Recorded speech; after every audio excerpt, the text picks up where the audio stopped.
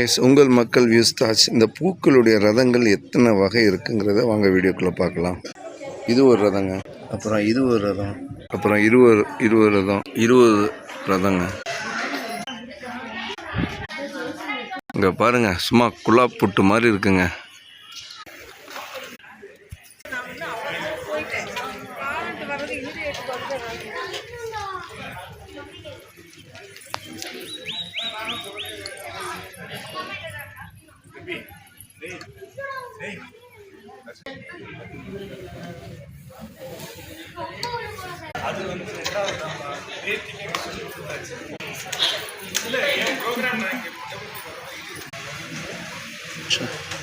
மாஷா அல்லாஹ்.